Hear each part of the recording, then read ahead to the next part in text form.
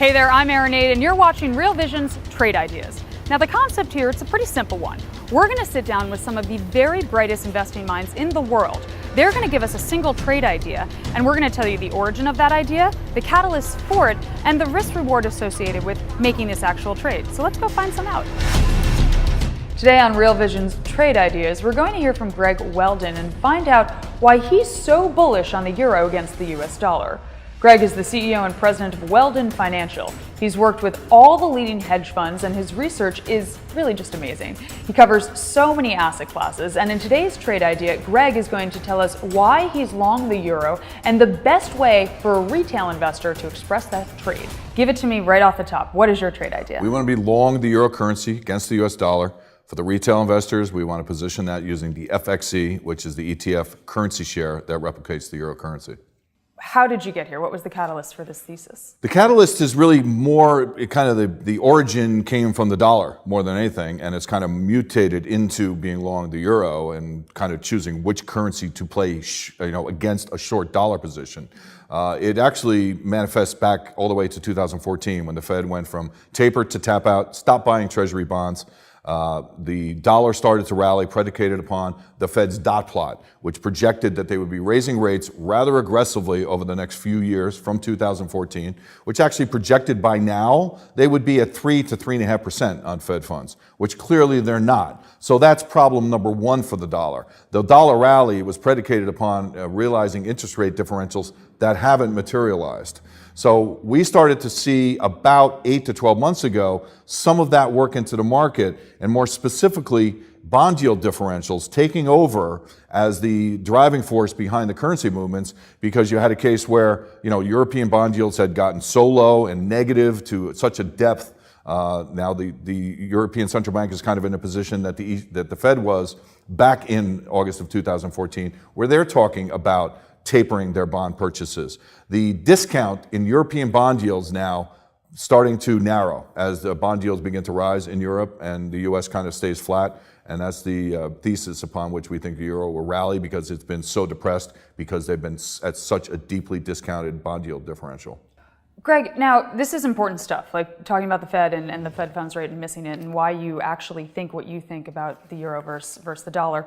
But if I'm an average retail investor and I like what you're saying, I'm on board, how do I see this come to life? What do I do to make this happen? Because if you're talking bonds, I'm gonna need my broker. How do you think I can get into this, and what is your time horizon? Well, that's why we like the currency side of this, because the bond side is difficult to execute for retail guys. I mean, for our institutional clients, we're actually short the German 30-year cheapest to deliver. So that's not something that's available to the retail guy. We think the currency trade replicates this idea fairly well. I think something that's important for people to understand is they kind of say, well, one of the risks to Europe is the economy is not great over there. Well, I would rebut that very vehemently and say, actually, the economy is much stronger in Germany, in France, in Spain than it is in the US. I mean, the German economy is a juggernaut right now. Their exports are above 100 billion euro. I think it's 9 out of the last 12 months. Their surplus is 20 billion a month pretty consistently over the last 2 years. You have places like Poland and the Czech Republic, your second derivative to Germany. They ship goods unfinished to Germany. They're finished, they're exported to the world. These economies are cooking. And the US would kill to have growth rates that you're seeing in some of these places in Europe right now, particularly in Germany. The ECB is handcuffed by the fact that you have places like Italy, you have other risk dynamics in Europe. I think if there was just relative to Germany, they would have already been more aggressive in terms of removing stimulus than they have been. We think that that's about to play out, and we think that that's the basis for believing that yield differentials will narrow as bond yields in Germany rise, and that will be supportive to the euro, because the huge discounts in bond yields, the huge negative levels in bond yields in Europe have been the reason that the euro has been so depressed. But like you said, Germany is not Europe. Right. They're different, and there's things that are holding Europe back in a lot of ways, and it's too long to get into all of them. But people who are watching who think, I don't know, I hear a lot about Greece, I hear a lot about Italy, Brexit just happened. What do you say to that? Because those are logical places for people to go when they're assessing risk. It's true, and the first thing that comes up, of course, is sovereign debt. And when you're talking about Italy, it's all about sovereign debt. Well, again, I would counter, yes, sovereign debt's a problem in Europe. There's no doubt about it. It's a flashpoint. It's a flashpoint in the US, perhaps as much as places like Europe. You've doubled the deficit here, in the sovereign debt outstanding in the U.S. since 2008, 9 trillion, now it's 20 trillion. The deficits are starting to grow. The most recent U.S. budget numbers were horrible. Even though revenues are going up, the deficits are still increasing.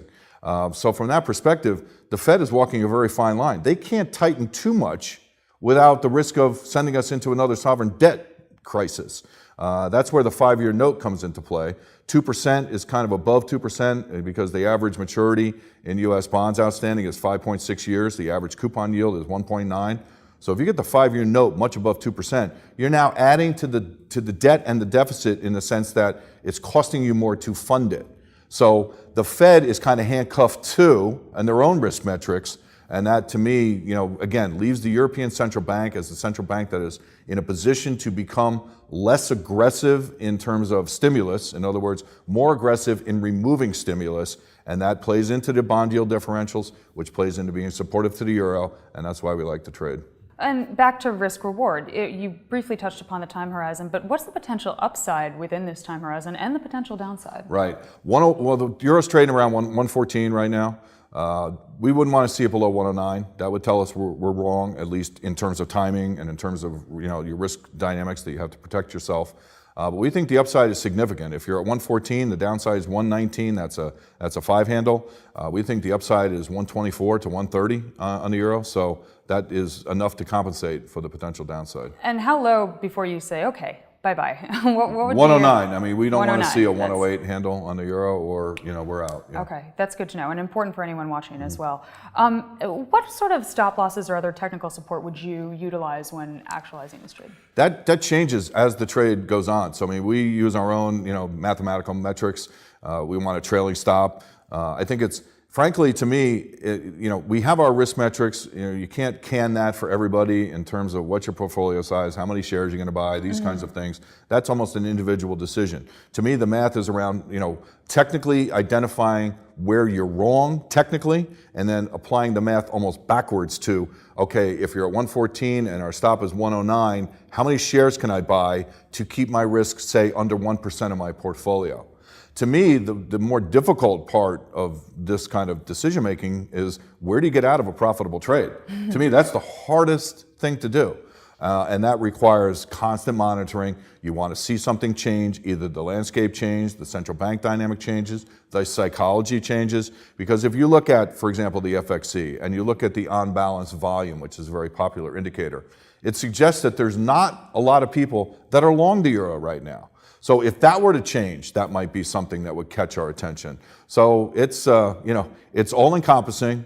It's a grind to do this every single day, which is why you love people like Real Visions, why we have a business, and it's why you really need to be plugged in. Even a retail investor, needs to be kind of full-time in doing this. It's critical. That's important to point out. You can't be lazy about this. If you're going to take it seriously and do it, it is hard, and you could lose a lot of money unless you're focused and cognizant of what's happening. But to that note, where would you recommend people go if they like this idea, they want to run with it, to garner additional information that would be relevant to them? I say watch the data. I mean, I'm a math guy, I'm a data guy. I want hardcore numbers. I mean, opinions easy to find, so I don't really listen to other people's opinions, except for the few people that I have relationships with that I really respect their intelligence level and their dedication to doing the work. It's about working. It's a grind. I mean, you don't just kind of sit around and come up with these ideas. I mean, I'm in my cave every day grinding away for hours, 14, 15-hour days to do this.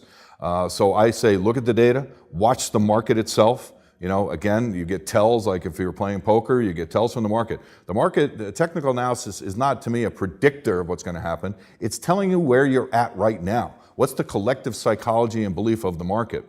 And the other thing I might add, too, in terms of the retail investor that you speak of, who seems in the U.S. to be so myopically focused on the S&P 500, you see the rush into index funds. Everyone is pegging their futures to the U.S. stock market. I think that's a mistake, especially when you have these phenomenal vehicles, ETFs, that allow you to be more diversified, where you can trade the euro currency, where you can be short crude oil, where you can be long the Chinese equity market. To me, it's not something to be afraid of. It's something to embrace, and I think it provides great opportunity for the retail investor to be more diversified in spreading out their risk to other places and essentially almost operate as their own hedge fund. It's very true, because if everyone is in the S&P, then that's risky. Yeah. The idea that it might seem risky just on the outside doesn't inherently mean it is. You need to be hedged. And that's another risk to the dollar, frankly, too, because the Fed has basically, their whole policy has been designed to get investors to take on more risk vehicles. That's why there's no savings rate. Right. So they've been very successful in doing that. The problem is that you've had this big rise in the stock market. You have a wealth effect from the stock market. And as a result of that, there's consumer borrowing in the U.S. has been going on at unprecedented levels now for 3 years.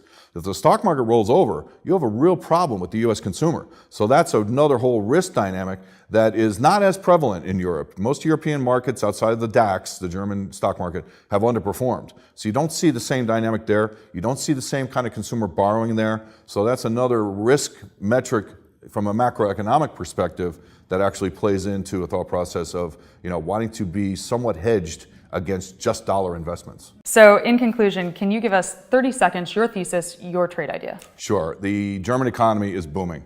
The ECB has a problem in terms of they probably should be tighter already for Germany. They are moving towards where they're going to begin to taper their bond purchases. That's going to lift German bond yields and close the discount to U.S. bond yields, which is what's really hurt the euro currency. The flip side of that is the reverse move really helps the euro currency. So there you have it. Greg Weldon is long the euro against the US dollar, and he thinks the best route for retail investors is with the FXE ETF, which is an index that tracks the euro-US dollar exchange rate.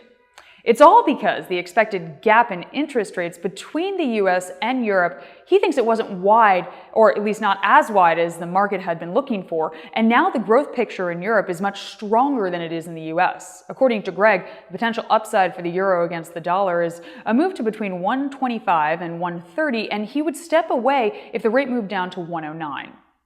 Now, if you were to trade this in the FX market, with the euro currently trading at $1.18 and your stop at 109, you're basically risking 9 points on the trade. And there is a possible 12 points to the upside if it reaches 130. So your risk reward is 1.3 times your money. Not so bad. If you like Greg's idea that the euro will rise, there are other ways to express it using futures and using options. You can get more leverage by trading futures on the euro-dollar currency pair or trading options on the futures themselves. So let's run through a possible option trade for the euro-US dollar futures. Since currency volatility is relatively cheap at the moment, in fact, it's at the third lowest point in history, you're not paying a whole lot for options right now, and that might be an interesting way to structure this trade. So if you were to buy the January 2018 at 120 calls, currently trading at 0.019, you can significantly magnify the risk reward. For these calls, you're paying 1.6% the price of the euro-US dollar, currently at 119. You're only risking a maximum of 1.6% of the price of the euro-US dollar. And if the euro reaches Greg's target of 130, you will make 6.2%, which will give 4.3 times what you originally paid for the contract. And this is a very attractive risk reward. And as you can see from the chart here, the green area is your potential profit. Not too shabby. Now, obviously, you could also buy longer dated options, giving you more time for the euro to move in your favor, but your risk reward would be lower because these options are more expensive. You could also buy different strike prices, which would affect the chances of the option paying off, as well as changing the potential risk reward.